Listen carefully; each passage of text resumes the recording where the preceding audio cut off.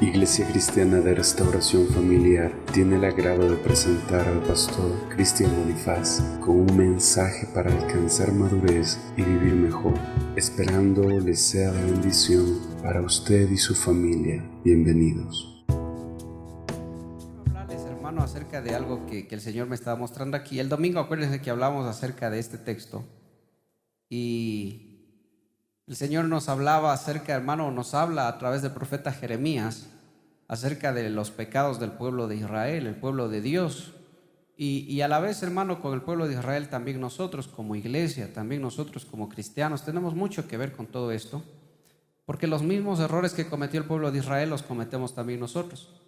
Igualito, hermano, igualito, los mismos errores del pueblo de Israel los cometemos nosotros. Así como, fíjese, se separan del Señor los abuelos, los hijos y los hijos de los hijos. ¿Cuántas generaciones se apartan del Señor? 3 generaciones. Fíjese qué cosa, hermano. Fíjese cuando se aparta alguien del Señor, no solo se está apartando esa persona, sino que está apartando ¿a cuántas generaciones? 3 generaciones las aparta del Señor. Por eso el Señor dice que Él castiga la maldad de los padres sobre los hijos hasta la 3ª y 4ª generación, hermano. Esa maldad, ¿cuál es esa maldad? La maldad de los padres que se apartan del Señor y van tras sus propios deleites, tras sus propios caminos. Entienda usted una cosa, hermano. Cuando usted decide apartarse del Señor, no solo es usted el que se aparta del Señor, usted está apartando a sus hijos y a los hijos de sus hijos del Señor, hasta que el Señor vuelva a tener misericordia de esa generación, hasta que la dureza del corazón pase, cambie, hermano. Fíjese cuántos años pasó Israel en el esclavo en Egipto. ¿Cuántos años pasó? No, esclavo en Egipto. En el desierto estuvieron 40 años. Son 400 años aproximadamente. ¿Cuántas generaciones son 400 años? Si lo ponemos en generaciones de 100 años, son 4 generaciones. Fíjese bien, hasta que el Señor vuelve a tener misericordia y vuelve a llamar nuevamente. Pero es la dureza del corazón. Diga conmigo, la dureza del corazón. Eso es lo único que nos hace apartar del Señor, hermano. Eso es lo que nos hace apartar de Dios. No son ni los problemas, no son las dificultades, es la dureza del corazón. Déjeme decirle una cosa, lo que hace que los cristianos no vayan a la iglesia no es el coronavirus, es la dureza del corazón. Porque si yo entiendo la palabra, yo sé, hermano, que el Señor gobierna sobre todas las cosas. Yo lo sé, hermano. Yo sé que el Señor gobierna todas las cosas y yo sé que el Señor tiene cuidado de los que Él quiere tener cuidado, hermano. Yo estoy seguro de eso, completamente seguro. Y estoy completamente seguro de que nadie se va de esta tierra sin cumplir la voluntad de Dios, sin cumplir el propósito para el cual Dios le envió. Por lo menos sus profetas no se pueden ir antes de hora. Acuérdese a Jonás, ¿de dónde lo sacaron a Jonás? Fíjese, ¿de dónde lo sacaron a Jonás? No me diga que usted va a creerse el cuento de Pinocho, que Gepetto y Pinocho estaban pescando adentro de la ballena, hermano. ¿De dónde lo sacaron a Jonás? Del infierno. Lo sacaron a Jonás. Jonás podríamos decir que Jonás estaba en coma. ¿Sí? Podríamos decir que Jonás estaba en coma. No estaba completamente muerto, pero sí estaba en coma. Estaba dentro de un pez, fue tragado por un pez. Por eso Jesús dice: generación perversa, no se les dará otra señal que la señal de Jonás. Así como Jonás estuvo dentro del pez, así el Hijo del Hombre estará en las entrañas de la tierra. ¿Cuántos días estuvo Jonás? ¿Cuántos días estuvo Jesús? Estuvo 3 días. Al 3er día resucitó, ¿no es cierto? Prácticamente 2 noches, ¿verdad? O 2 días.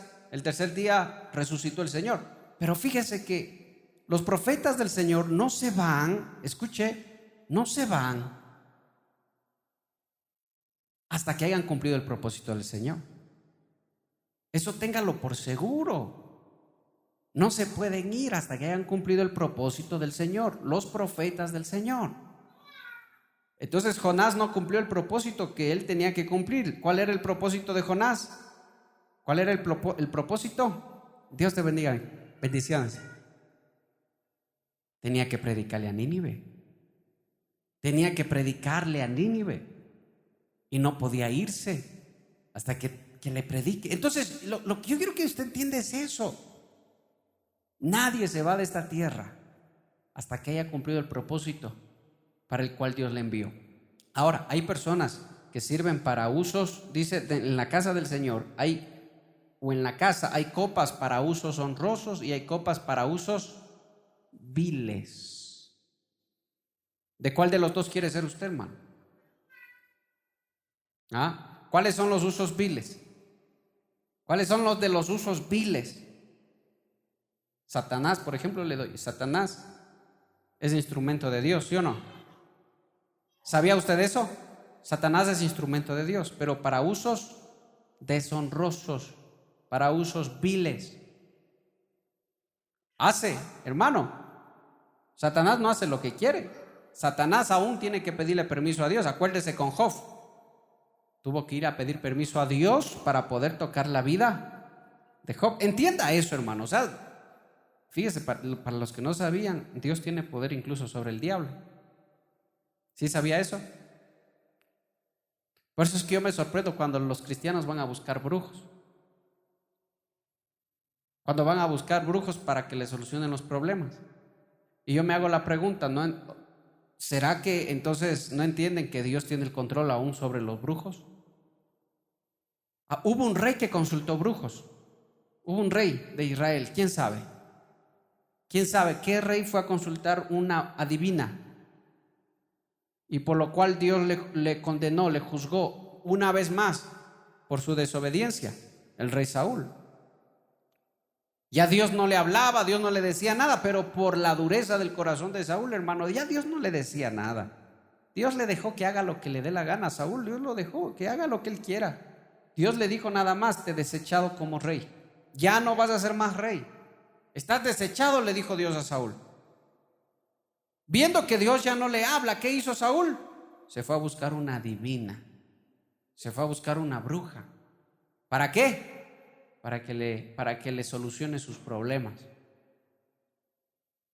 ¿Y qué pasó? ¿Qué quería? Fíjese, acuérdese un poquito de la historia. ¿Qué quería? Consultar al espíritu muerto o al profeta muerto, al espíritu de Elías, de Samuel. Y la bruja, hermano, está haciendo su rito, su invocación, y cuando, ¡pum!, hermano, aparece Samuel, sale Samuel. Hasta la bruja se asustó, hermano. Hasta ella se asustó porque nunca había visto ella salir un espíritu, hermano, de esa manera. Hasta la bruja se asustó.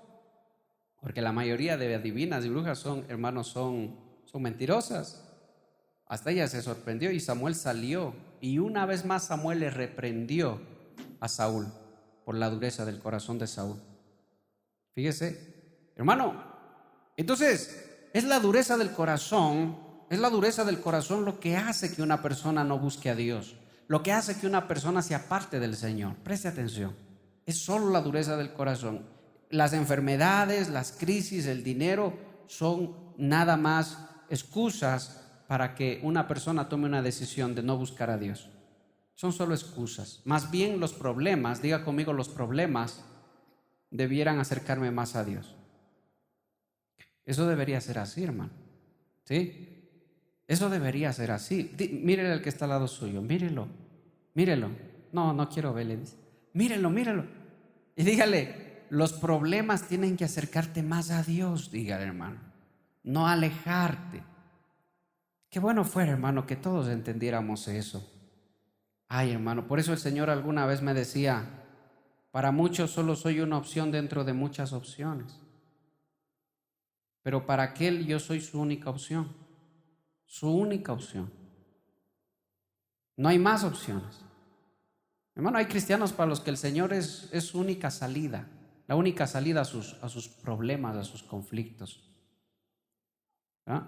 Pero hay cristianos que no, lamentablemente. Por eso yo le explico esto.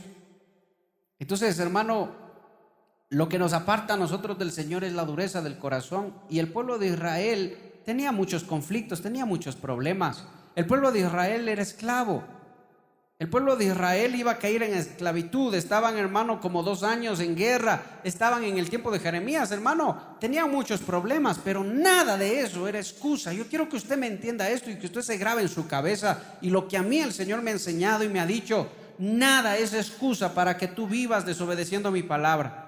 Nada es excusa. El que desobedece su palabra será juzgado por desobedecer la palabra de Dios. Y nadie se podrá acercar delante de Dios y decirle: Señor, es que a mí me pasó esto, me pasó lo de acá, mi marido se quedó sin trabajo, yo me quedé sin trabajo, nos quedamos los dos sin nada, no teníamos que comer, hermano, nadie va a tener esas excusas. Absolutamente nadie. Sino que el Señor te va a decir: siervo malo, o le dirá a esa persona, no a usted, perdón, le dirá a esa persona, a ese cristiano: siervo malo, en lo poco no pudiste ser fiel, no vas a poder ser fiel en lo mucho tampoco. No vas a entrar al gozo de tu Señor. Y a muchos del Señor, acuérdese lo que les va a decir: no los conozco, hacedores de maldad, apártense de mí. Fíjese, hermano, porque es que nosotros no podemos pensar que Dios, hermano, se desespera con nuestros problemas. Como Dios no se desespera con mis problemas, entonces mis problemas delante de Dios no son tampoco una excusa para que yo me desespere y me aparte del Señor. El Señor espera que en medio de los problemas, preste atención acá, yo le busque, y que en medio de los problemas Él se glorifique en medio de las circunstancias difíciles. ¿Cuántas veces usted ha estado sin dinero, hermano? ¿Cuántas veces usted ha estado con las justas y de pronto el Señor le provee de alguna manera, hermano? De alguna manera el Señor le provee, le bendice, le ayuda. ¿Cuántas veces usted ha pensado que, ay, Dios mío, estoy con las justas, ya pago esto y ya no me quedo sin nada, hermano, y de pronto el Señor le bendice, le da, le añade? ¿Cuántas veces el Señor ha hecho eso? Hermano, en mí por lo menos todos los meses, hermano, todos los meses yo veo la misericordia de Dios, el favor de Dios. Yo podré trabajar mucho, esforzarme mucho, sobreesforzarme, hermano, hacer horas extras, lo que sea, pero hermano, si el Señor no le da la gana de bendecirme, hermano, la cosa se complica. El Señor, hermano, es el que se glorifica en medio de nuestros problemas. Entonces, algo que yo he aprendido es eso, hermano, pero nada es excusa. Sencillamente es la dureza del corazón. Solo es eso, hermano, solo es eso. Pero fíjese, hermano, ¿qué es lo que hace, como hablábamos el domingo, que un cristiano se aparte del Señor, un cristiano deje de buscar a Dios?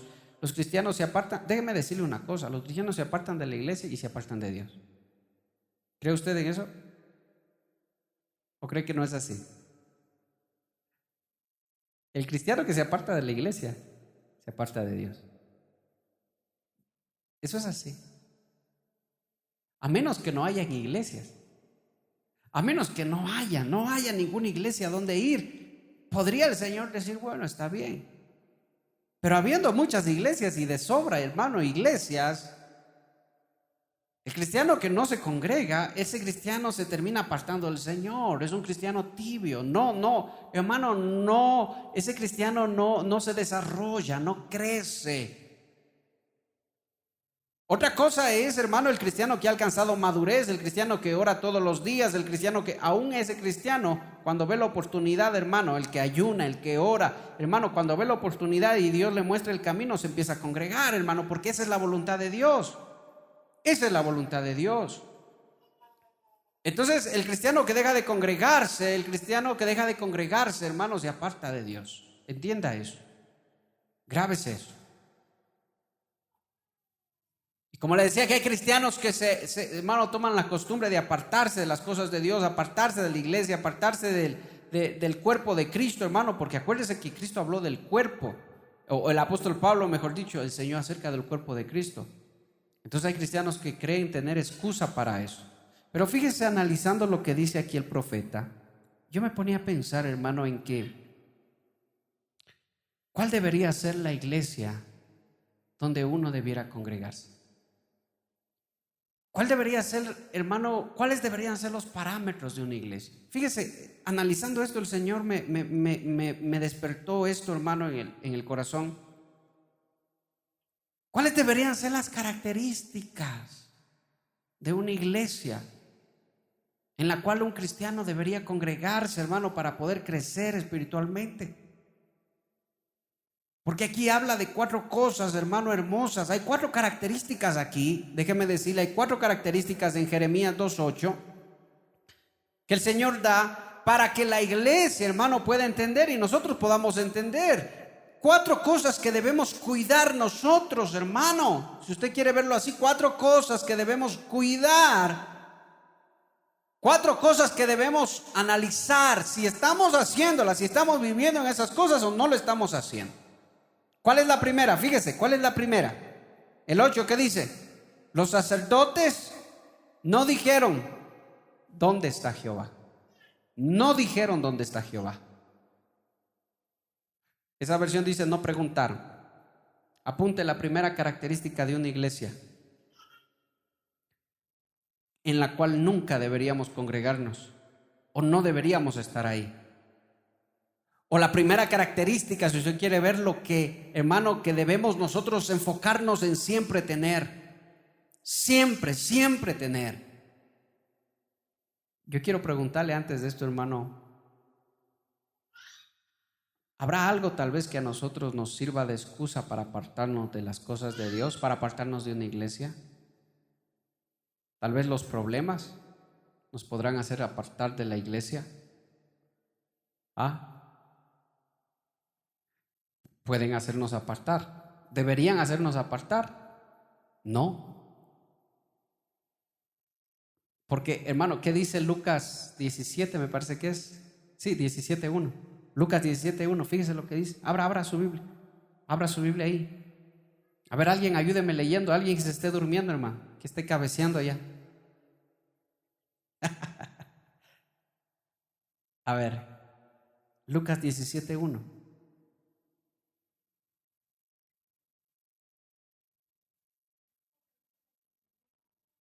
Amén. Siga nomás.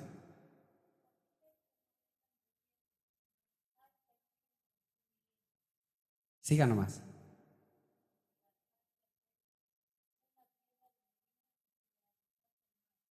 Amén.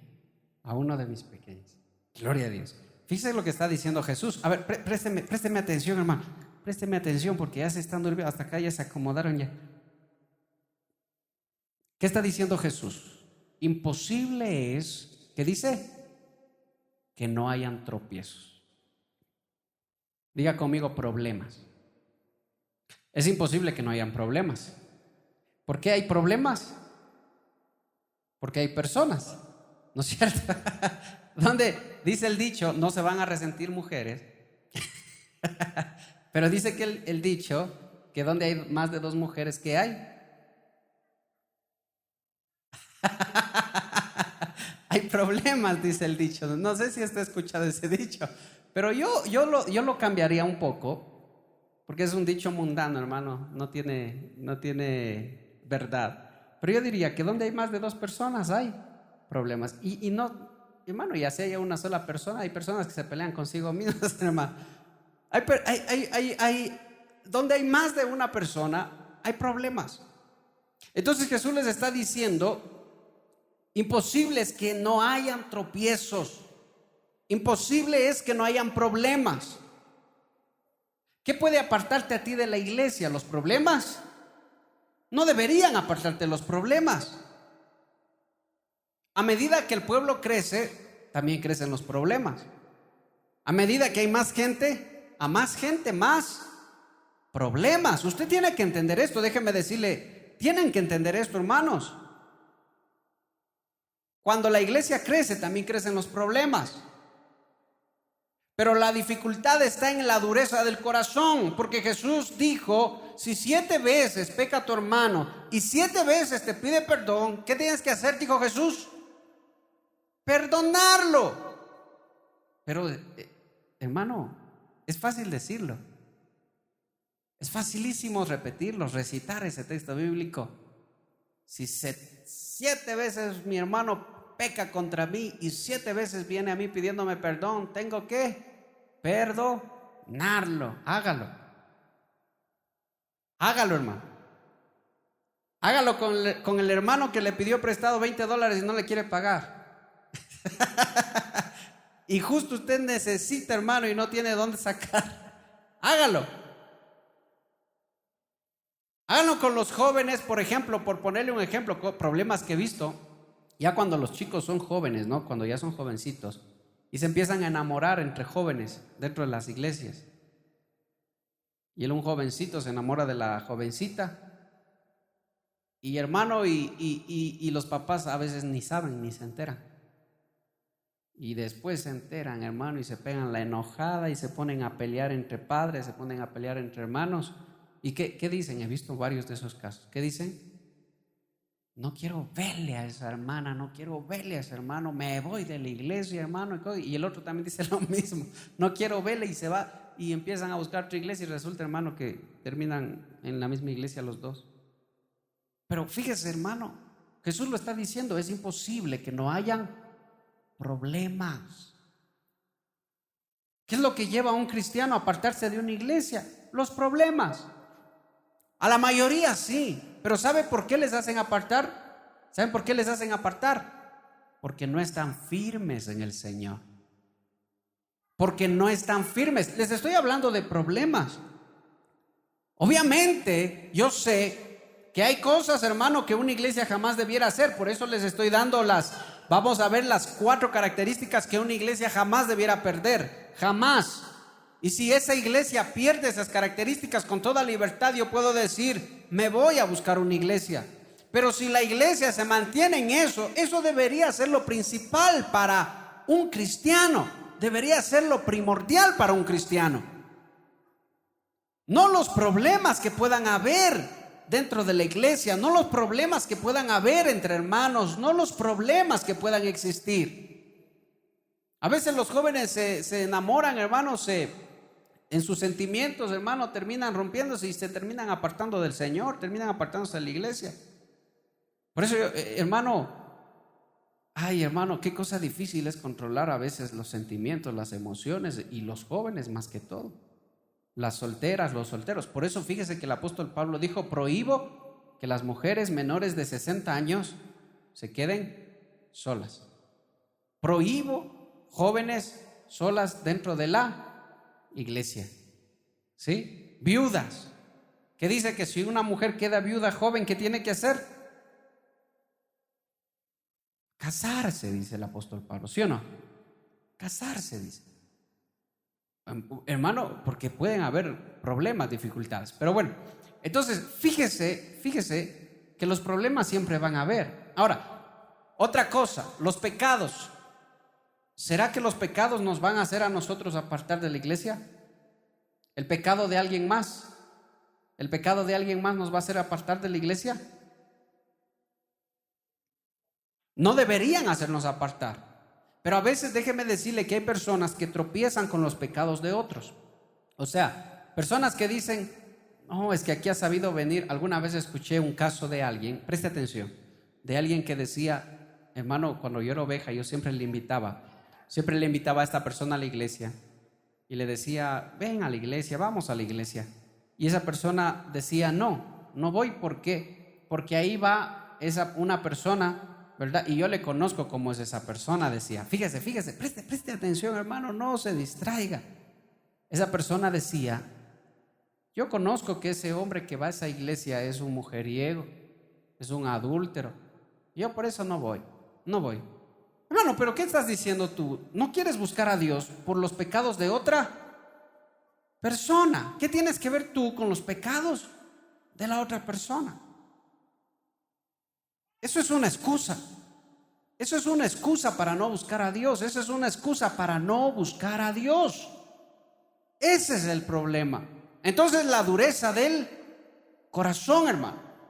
Entonces, nada de eso debiera hacernos apartar a nosotros de la iglesia, de buscar a Dios, de buscar al Señor. Pero sí que se van a levantar problemas y van a haber problemas y la gente se va a meter en problemas, hermano. Y los hermanos, y déjenme, yo le anticipo esto. Lo que pasaba en el pueblo del Señor, claramente vemos en la iglesia de los hebreos, en la iglesia del apóstol Pablo, en las iglesias que el apóstol Pablo abría. A más gente, más problemas. Cuando alguien dice, Señor, danos más gente, Señor, que más gente te conozca, que más gente se acerque a ti, ¿qué está pidiendo? Está pidiendo más problemas. Porque déjeme decirle una cosa, pastorear una iglesia no es algo fácil. Porque el pastor no solo tiene que arreglar sus problemas, sino que tiene que arreglar los problemas de los demás. Para eso el Señor lo ha preparado. Para eso el Señor ha preparado a los ministros. Eso es así. Pero es la verdad, es una verdad que no se puede ocultar, esconder. Entonces, los problemas, el pecado de los demás no nos pueden a nosotros hacer apartar. Pero algo sí dice el Señor: ay de los que sean tropiezo para los demás, dice. Ay de los que sean tropiezo para los demás. ¿Sabían, hermanos, que todas las cosas que nosotros hacemos pueden afectar a los demás? ¿Sabían que las cosas que hacemos pueden afectar a los demás? ¿Sí? Por ejemplo, el apóstol Pablo decía, para mí, pásenos, para mí, decía el apóstol Pablo, comer carne no es pecado, ¿verdad? Pero si yo estoy junto a un débil, a un pequeño, que piensa que comer carne es pecado, entonces, ¿qué hago yo?, dijo el apóstol Pablo. Me abstengo de comer carne para no ser de tropiezo para él, para el más pequeño, para el inmaduro. ¿Sí? ¿Sí me está entendiendo, hermano? ¿Sí me está? Entonces, fíjese, pero hay de aquellos que sean tropiezo para los pequeños del Señor, dice. Ser tropiezo para los pequeños del Señor, ser tropiezo para los pequeños del Señor, es, hermano, pecar no solo en contra de Dios, sino en contra de los hermanos, en contra de los demás. Hacer que los más débiles, los más pequeños en la fe, pierdan, hermano, el interés por buscar a Dios. Los más viejos en la fe tienen que ser apoyo para los más jóvenes.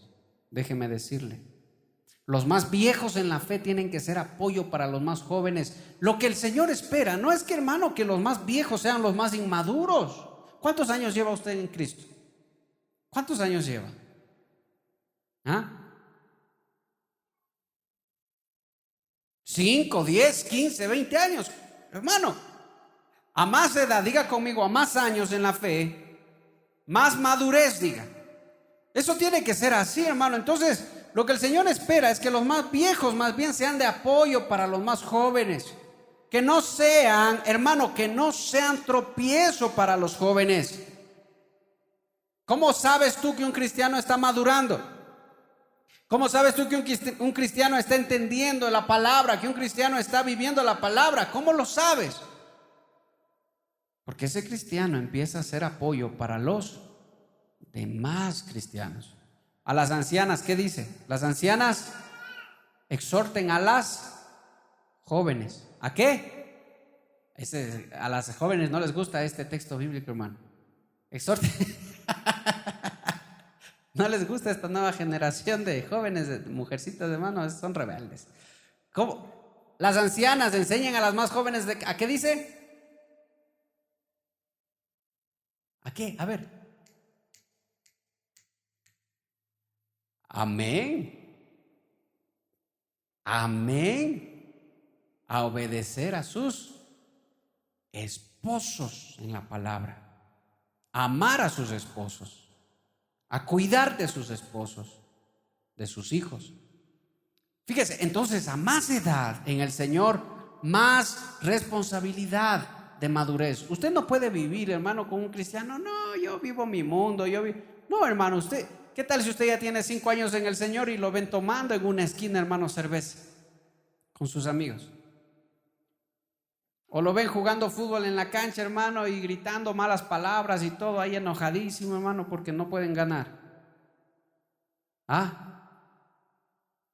No, hermano, lo que se espera es que el cristiano ya entienda y el cristiano cuide las cosas que debe cuidar. El cristiano cuide su testimonio y sea de apoyo para los cristianos más jóvenes.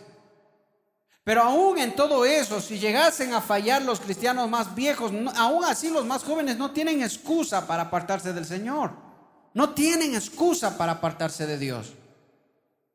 Sino que la palabra lo dice claramente en el mismo Lucas 17 o 16. Está diciendo que si tu hermano peca contra ti, y viene y se arrepiente, ¿qué tienes que hacer?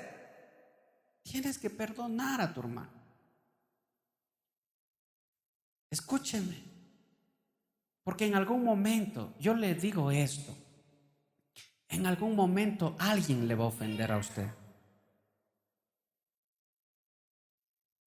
¿Sí me escuchó lo que le digo? En algún momento alguien le va a ofender. ¿Sabe qué? Y déjeme, míreme acá, míreme mi carita, hermano.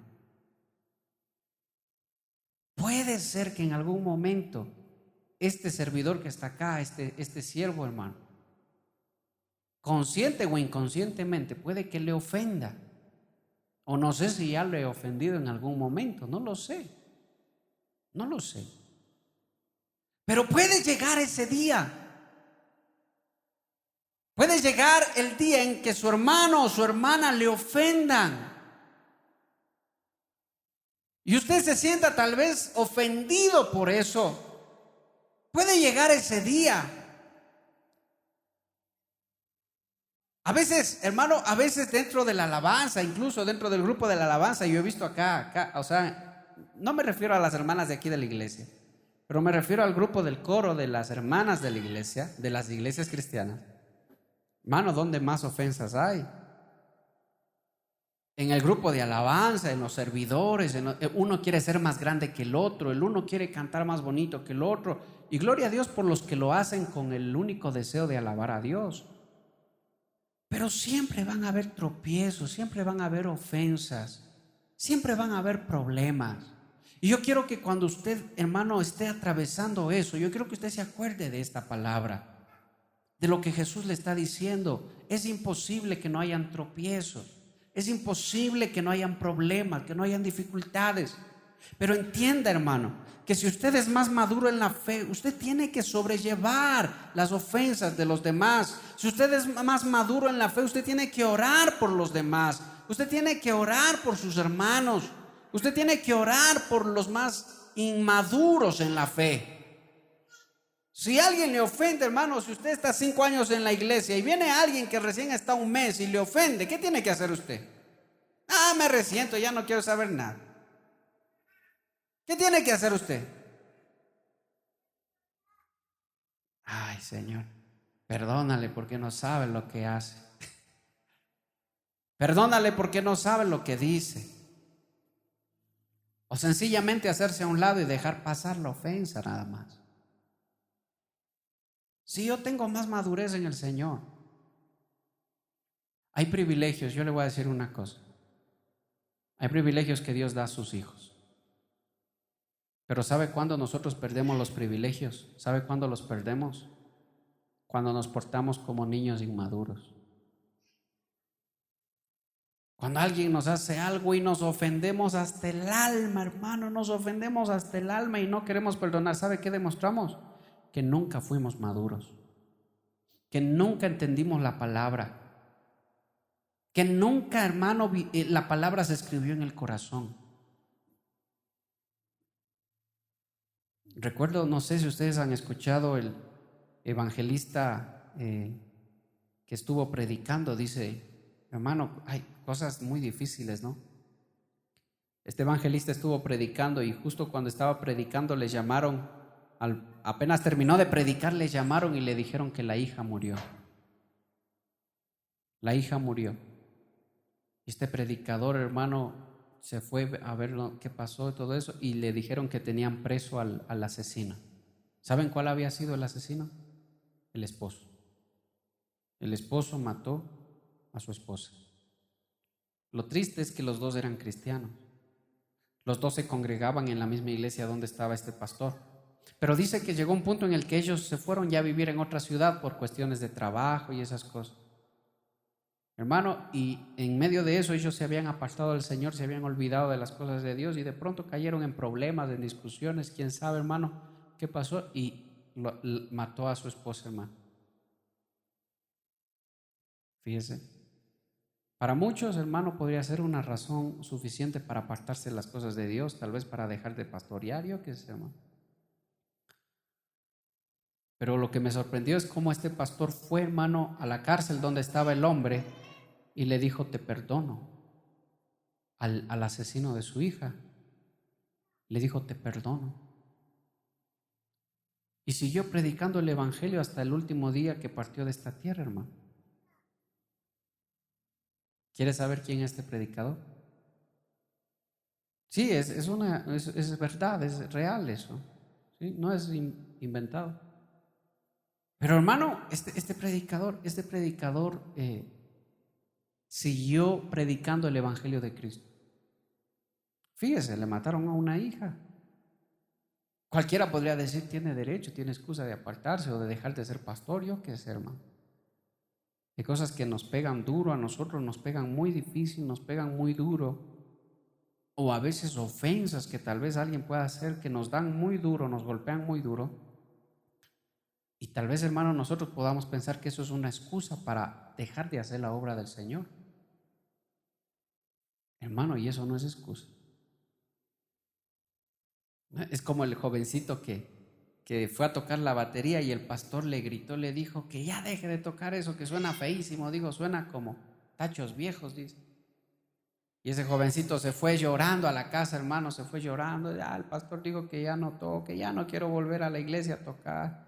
Y el papá le dijo, tú tienes que ir a tocar, porque tú tocas para el Señor, no para el pastor. ¿Qué es lo que nos diferencia? ¿Qué es lo que diferencia a un cristiano de otro cristiano? Es la madurez que cada cristiano tiene.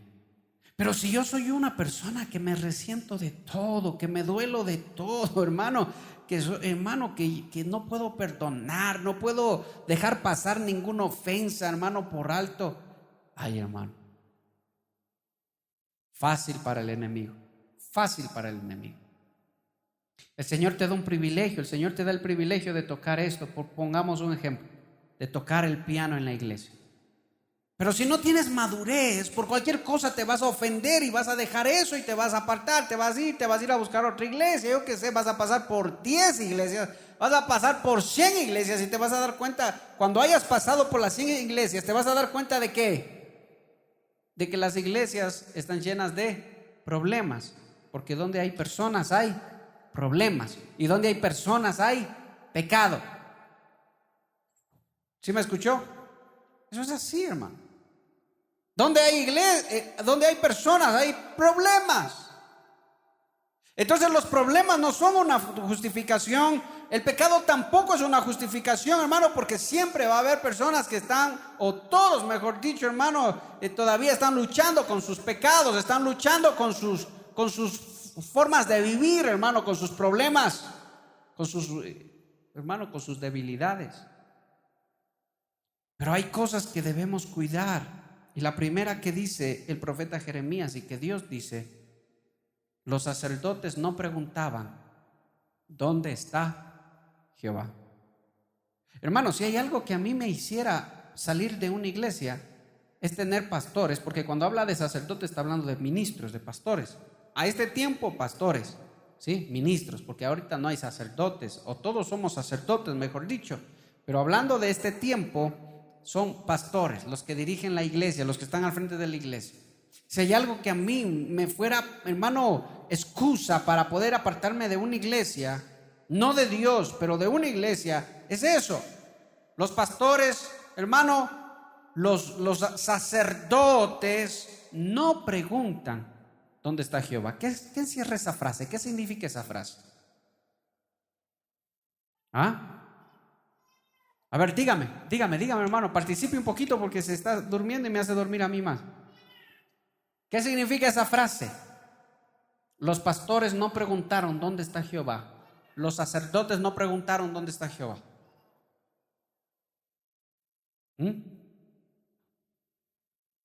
Joel, ¿qué significa esa frase, amigo?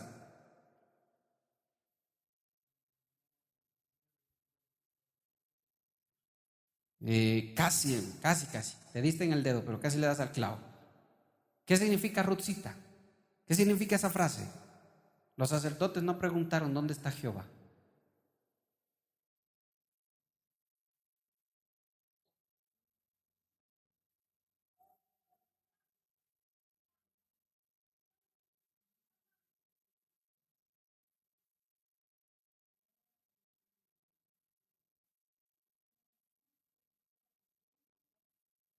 Amén.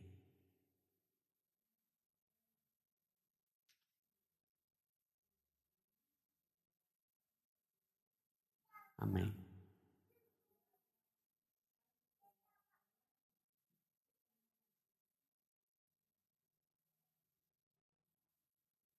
Amén. Amén. Sí, casi por ahí, casi por ahí. ¿Qué dice Ruthcita? Los sacerdotes no preguntaban dónde está Jehová. Piensen todos, piensen todos.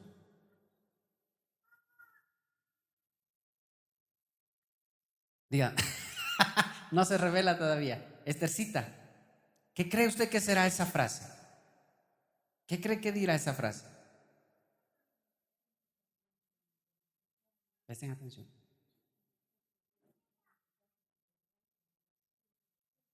Ajá.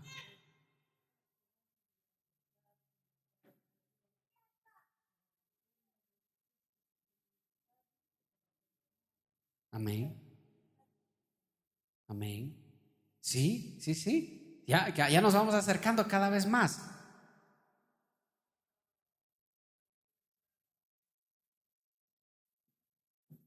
Ya nos vamos acercando más. Darío. Ya casi. Ya casi. Varón.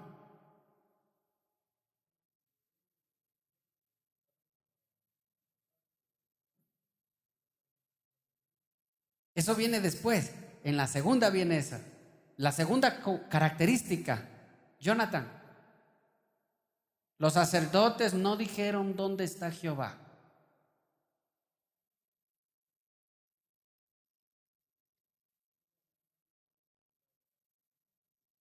Ya nos vamos acercando. Marlene.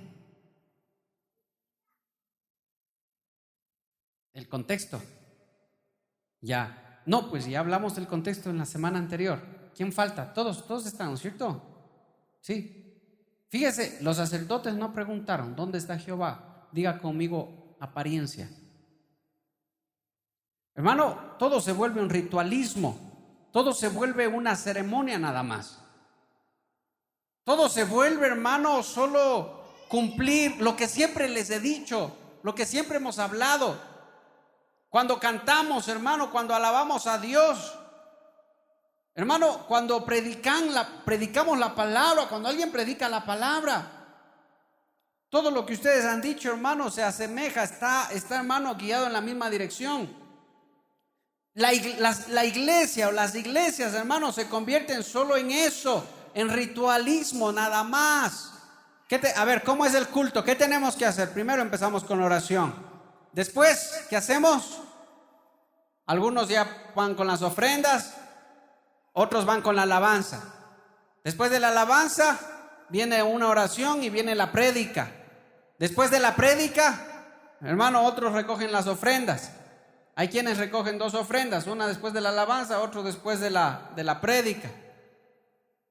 Fíjese, y después se hace la oración de culminación. Imagínense ustedes eso semana tras semana, semana tras semana, semana tras semana.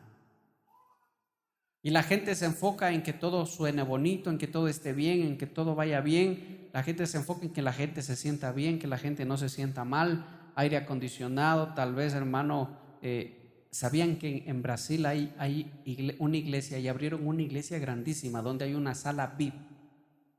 Si tú quieres escuchar la prédica ahí en la iglesia, chévere, pero si quieres ir a la sala VIP donde hay, hermano, bebidas, hay muebles donde tú te puedas sentar y ves la prédica en una pantalla, ¿sí? Eso no es para todos, eso es solo para los hermanos que tienen dinero, ¿sí? Entonces tú escoges si quieres acá o si quieres a la sala VIP, pero donde tú quieras. Eso significa, eso es lo que está diciendo aquí el profeta. Los sacerdotes no les interesa si Dios está en el lugar o no está. No les interesa. Muchas veces a muchos pastores, si Dios viene y se agrada de la alabanza. Hermano, a veces a mí me preocupa que Dios se agrade del cántico que nosotros le estamos dando.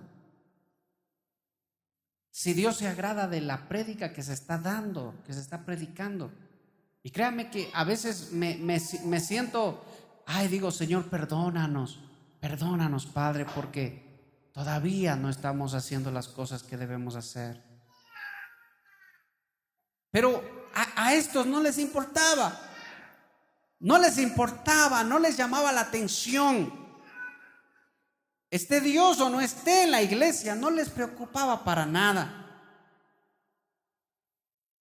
No les preocupaba. No sé si vieron la película de Jeremías que les compartí.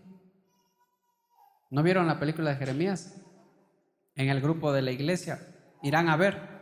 Hoy día les voy a compartir otra vez para que vean. Pero los sacerdotes llegaban al pueblo. Fíjese, en ese tiempo, ya vamos terminando.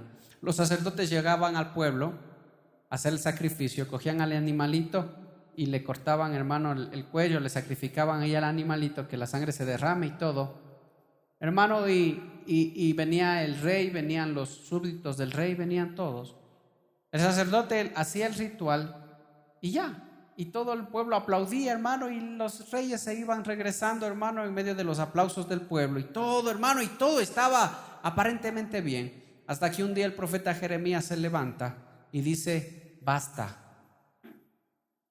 Ustedes, dice, fíjese lo que les dice el profeta Jeremías: ustedes vienen al templo que lleva mi nombre, presentan un sacrificio, pero ustedes vienen en adulterio, vienen en fornicación, matan, dejan al libre en la cárcel y al culpable lo dejan libre a cambio de dinero, son corruptos, hacen lo que les da la gana. Y vienen aquí al templo a hacer un sacrificio y piensan que por hacer ese sacrificio yo ya me he agradado de todo, dice, y vienen a decir: el Señor está con nosotros. Y dice el profeta Jeremías: basta ya, basta, suficiente, no más, dice el profeta Jeremías, Dios a través del profeta, porque yo veo el pecado que están haciendo. O sea, la gente empezó a vivir de una manera, hermano, hacer rituales, los sacrificios y todo, pero no se preocupaban si Dios estaba ahí o no está. En la iglesia yo tengo que preocuparme, cada uno de ustedes tiene que preocuparse si Dios está en este lugar o no está en este lugar, si Dios se agrada de este lugar o no se agrada de este lugar. Los ministros debemos preocuparnos de eso.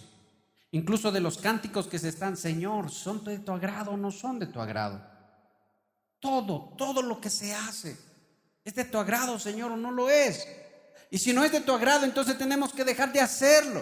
Si no es de tu agrado, Señor, perdónanos y enséñanos a agradarte, danos de tu espíritu para poder agradarte, porque el hombre no puede agradar a Dios sino a través del Espíritu Santo. Entonces, Señor, no, hermano, esa es una cualidad que jamás debe faltar en la iglesia. Y déjeme decirle una cosa: en su casa jamás debe faltar esta cualidad. Todo lo que usted haga en su casa, en su familia, tiene que preguntarse usted: ¿el Señor estará agradado de lo que estamos haciendo? ¿El Señor está en mi casa? ¿El Señor está morando en mi hogar o no está? Usted tiene que preguntarse siempre eso, todos los días de su vida, todos los meses, todas las semanas, tiene que preguntarse: ¿sí me escucha? ¿El Señor está en mi casa o no está en mi casa? ¿El Señor está en esta iglesia o no está en esta iglesia?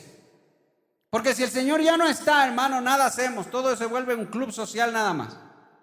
Si el Señor ya no está en este lugar, entonces no tiene sentido nada, hermano. Volvemos al mismo problema. Imagínense lo que es entrar a una sala VIP porque, hermano, tienen dinero, tienen que sentirse cómodos a escuchar la prédica ahí casi ya acostados y con bebidas y todo. Eso no tiene sentido, hermano. Eso no tiene sentido. ¿Qué dice la palabra? Santiago: no hagáis acepción de... Si nos vamos a sentar en el piso, nos sentamos todos en el piso. Y si ponemos sillas para todos. Y si hacemos una sala VIP, hermano, para todos. Aunque no debería ser así. No debería ser así. Pero fíjese, la segunda cualidad rápidamente, ¿qué dice? Los sacerdotes no dijeron dónde está Jehová. Y los que tenían la ley no me conocían. Hermano, ¿será posible de que haya gente que enseñe la Biblia pero que no conozca a Dios? ¿Será posible? ¿Qué quiere decir eso? Yo pensaba que el que conocía las Escrituras conocía a Dios. Pero me topo con una sorpresa, que hubo gente que enseñaba la palabra que no conocía a Dios. Yo pensaba que si la gente conocía la Biblia, conocía a Dios. Nuevamente le digo. Pero ahora me topo con una gran sorpresa, que la gente que enseñaba en el pueblo la ley de Dios no conocía a Dios. O sea que estar en una iglesia donde se enseñe Biblia, no me garantiza a mí que esa gente conozca realmente a Dios. Porque hay muchas universidades, hay muchos hermanos teólogos, hay muchísimos hermanos doctores en divinidades, doctores en leyes. Y los cristianos se ponen, hermano, se afanan por entrar a una universidad, a un instituto bíblico, a aprender Biblia. Pero aquí había gente que conocía la ley, había gente, escúcheme, y no está mal aprender la Biblia, hay que aprender la Biblia. Pero es que hay que conocer a Dios, y aprender Biblia y conocer a Dios son dos cosas, hermano, diferentes. A Dios se le conoce a través de su palabra, amén, sí. Pero Jesús lo dijo, lo explicamos la vez anterior, si me amáis, ¿qué dijo? Guarden mis mandamientos. En eso se resume esto. Porque yo puedo venir, lo que el Señor está diciendo es esto. Yo puedo venir, hermano, y dar un discurso hermoso, dar un discurso bonito, hablar hermoso de la Biblia, enseñar, hermano, los 7 cielos, hablar de los 20 Adanes, hablar, hermano, del Kadam, de los lugares intermedios. Puedo hablar un montón de cosas, hermano. Puedo hablar de los ovnis, hermano, que habitaron la tierra, que están en los aires. Puedo hablar y la gente, wow, ha sabido bastante en la Biblia. Pero ¿sabe qué? No puedo vivir la palabra yo en el corazón. ¿Sabe qué? Yo pueda que mi corazón no tenga temor al Señor realmente. ¿Sabe qué? Cuando nadie me ve, yo puedo estar viendo cosas en mi celular que a Dios no le agradan. Cuando nadie me ve, yo puedo estar yendo en mi carro y puedo estar, hermano, a las mujeres que pasan por ahí. Cuando nadie me ve, hermano, yo puedo insultar a mis hijos, les puedo con malas palabras, les puedo dar una patada, insultarles, decirles de todo, hermano. Cuando nadie me ve, yo puedo hacer eso. Y después puedo venir a la iglesia, hermano, puesto un terno, puesto así bien bonito. Y hermanos, la palabra nos dice, amad a vuestros enemigos. A eso se refiere el Señor. Los que enseñan la ley no me conocían, dice el Señor.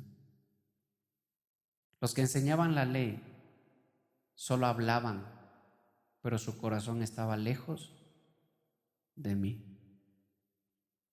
Cuando usted conozca la palabra, hermano, a medida que usted vaya conociendo, usted tiene que estar seguro de que esa palabra se escribe en su corazón. Porque yo no quisiera que usted salga de aquí a su casa y en su casa, hermano, se pone a pelear con su esposa, con su esposo, con sus hijos, se enoja y les insulta por donde quiera y les trata como quiera. Hermano, manda sacando al esposo de la casa, manda a dormir donde el perro. Hermano, o usted coge y empieza a mentir, empieza a hacer lo malo, hermano, y no se arrepiente de nada.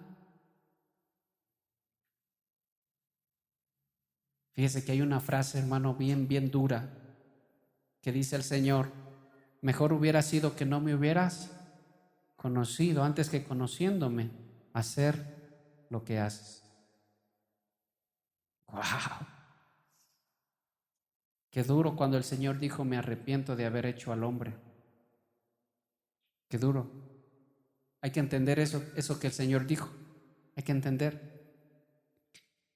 Fíjese, entonces vamos terminando. Y los que tenían la ley no me conocieron. ¿Qué dice después?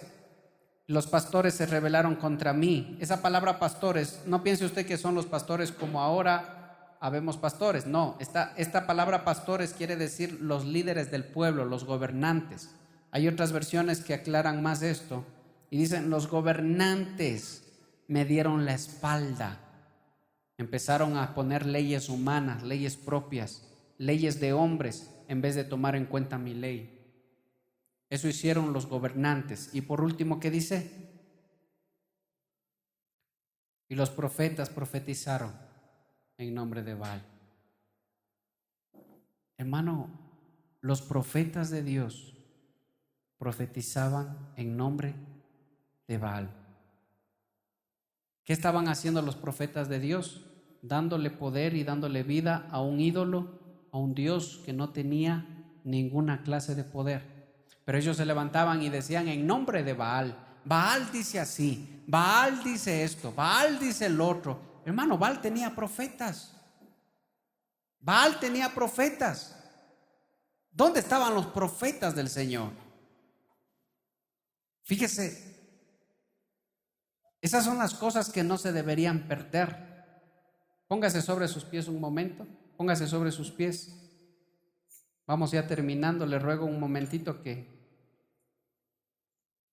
se concentre, hermano, en la palabra. Fíjese lo que dice el profeta Jeremías, lo que dice la palabra del Señor. Póngase sobre sus pies. Y fíjese lo que dice el profeta Jeremías. Lo que dice el profeta Jeremías, lo que dice Dios. Los profetas profetizan en nombre de dioses que no son dioses. Los líderes del pueblo me dan la espalda, dice. Los sacerdotes, los que tienen la ley, no conocen mi ley. Y los sacerdotes no les importa si yo estoy o no estoy. Esas son las 4 cosas que el pueblo de Dios debiera cuidar dentro de la iglesia. Esas son las 4 cosas que jamás deberían faltar dentro de una iglesia.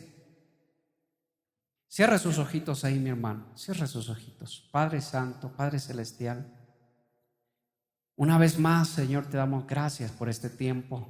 Gracias por tu palabra. Gracias, Señor, por traernos una vez más aquí. Gracias por darnos el gran privilegio, la gran oportunidad, Señor, de entender una vez más tu palabra. Padre mío, hay cosas, Señor, que no podemos controlar. Hay cosas que se van a dar. Y tú lo dijiste, los tropiezos, los problemas.